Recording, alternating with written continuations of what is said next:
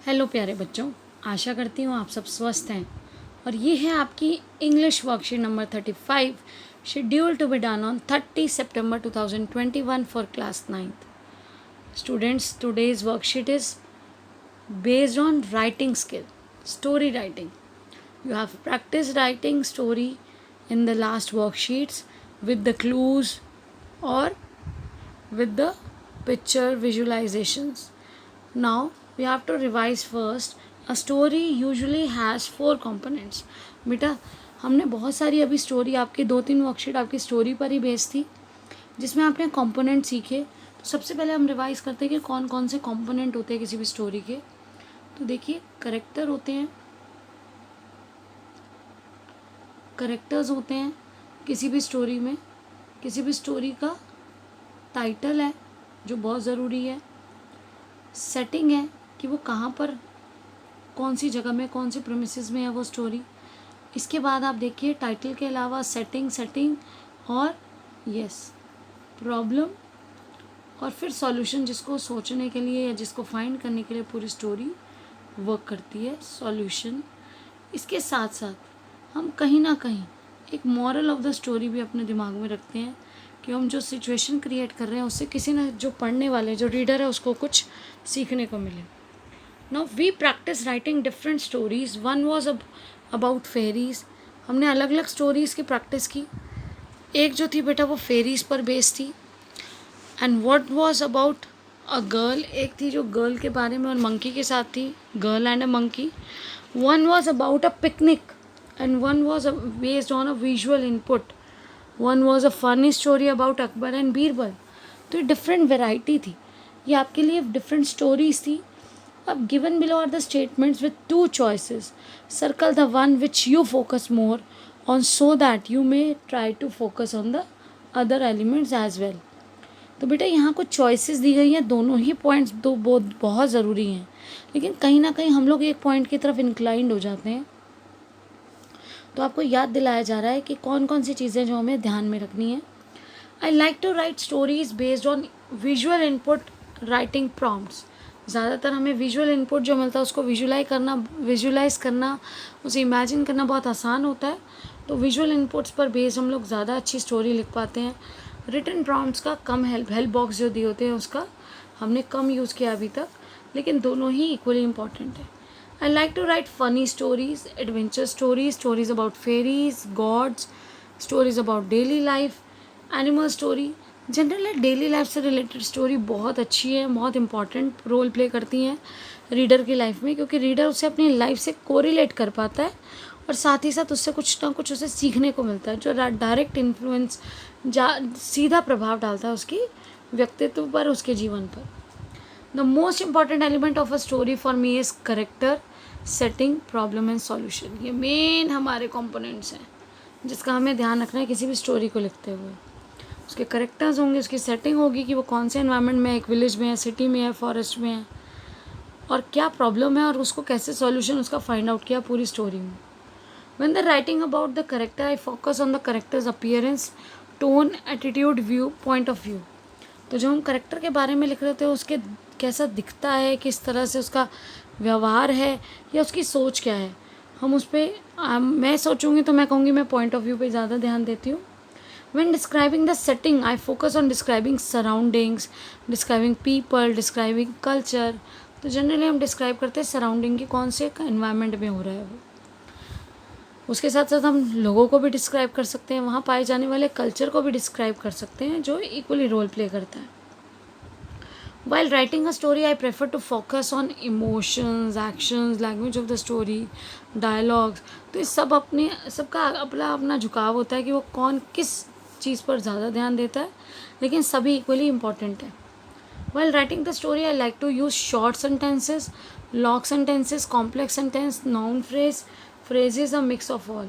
तो बेटा सबसे ज़रूरी है शॉर्ट सेंटेंसेस का इस्तेमाल कीजिए ताकि कम से कम गलती होगी और आप जो मीनिंग चाहते हैं वो इजीली आप उसको कर पाएंगे कन्वे।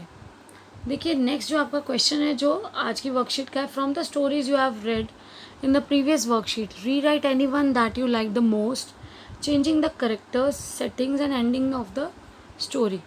तो हम स्टेटिंग भी चेंज कर सकते हैं, हम एंडिंग ऑफ द स्टोरी भी चेंज कर सकते हैं।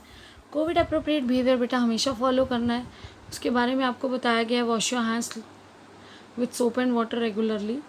और मैंने एक बहुत ही सिंपल स्टोरी ली है जो आज तक हम सब ने पढ़ी है, छोटी क्लासेस में पढ़ी है, बड़ी क्लासेस में आज स्टोरी के एस्पेक्ट में, स्टोरी के जो पार्ट्स हैं, जो मेन पार्ट्स हैं स्टोरी के, उसके एस्पेक्ट में हम उसे डिवाइड करके देखेंगे कि किस तरह से हर एक स्टोरी, हर एक छोटी से छोटी स्टोरी के ये एलिमेंट्स हैं और इन एलिमेंट्स का होना बहुत ज़रूरी है स्टोरी को कंप्लीट करने के लिए। तो देखिए बेटा, हमारी स्टोरी का टाइटल जो सबसे ज़रूरी है, 1 मार्क होता है आपके टाइटल का भी। तो देखिए शीर्षक, टाइटल यानी शीर्षक, a lion and a mouse, एक शेर और एक चूहा। आपने सही पहचाना। करेक्टर्स कौन कौन से हैं यहाँ पे? Lion, mouse and hunters. एक चूहा है, एक शेर है और कौन है? शिकारी। सेटिंग क्या है? कौन सी जगह पर है? इन ए फॉरेस्ट। और प्रॉब्लम क्या है? A mouse caught by a lion. तो एक माउस को किसने पकड़ लिया है? लायन ने पकड़ लिया है। उसके बाद देखिए प्रॉब्लम का सॉल्यूशन क्या हुआ? जब लायन ने उस पर विश्वास किया, mouse kept his promise and saved Lions life. तो माउस ने अपना प्रॉमिस याद रखा और जब लायन मुसीबत में था तो उसके जीवन की रक्षा की। अब देखिए हम ये स्टोरी एक बार दोबारा पढ़ेंगे जो हमने इस एस्पेक्ट में देखा उसे। A lion was sleeping in the jungle. Lion जो है जंगल में सो रहा था। When a mouse started running up and down on his body just for fun. एक जो चूहा आया खेलने लगा उसकी बॉडी पे, ऊपर नीचे जा रहा है सिर्फ मज़े के लिए। This disturbs lion sleep. इससे क्या हुआ? डिस्टर्ब हो गई लायन की sleep. And he woke up quite angry. वो एकदम से जागा तो बहुत गुस्से में था। He was about to eat the mouse when the mouse desperately requested the lion to set him free. वो बस उस चूहे को मारने वाला था तो उस चूहे ने बहुत बहुत रिक्वेस्ट की, दया मांगी कि मुझे माफ़ कर दो, मुझे इस बार फ्री कर दो, छोड़ दो। I promise you, I will be of great help to someone if you save me. To you someday, sorry.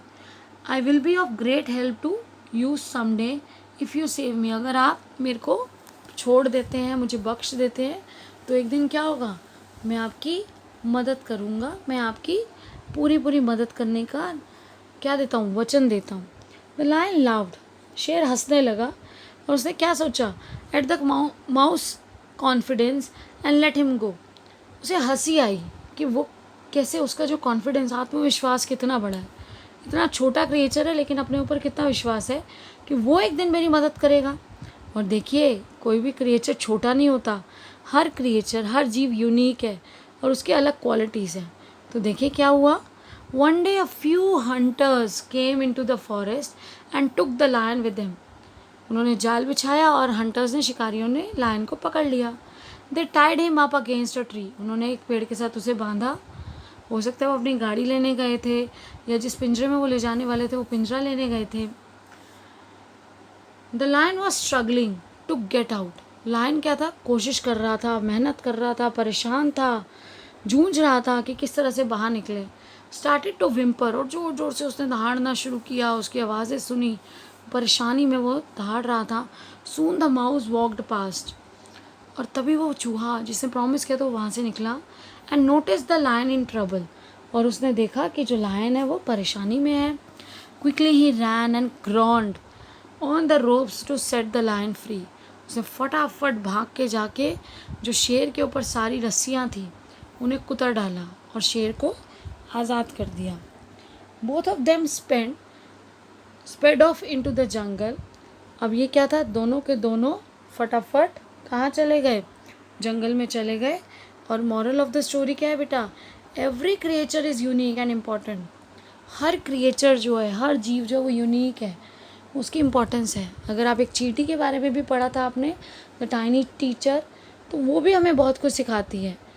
हर जीव, एक छोटे से छोटा जीव भी अनोखा है और उसकी एक अलग इम्पोर्टेंस है, उसका अपना एक रोल है हमारे एनवायरनमेंट को सेफ एंड साउंड रखने में। तो बेटा आई होप यू अंडरस्टूड। और देखिए मॉरल भी हमने दिया, हमने टाइटल भी दिया, अपने एलिमेंट्स भी सीखे। I hope You will write a new story with the help of this story, and keep learning and enjoying. Stay blessed and healthy. Thank you. Have a nice day.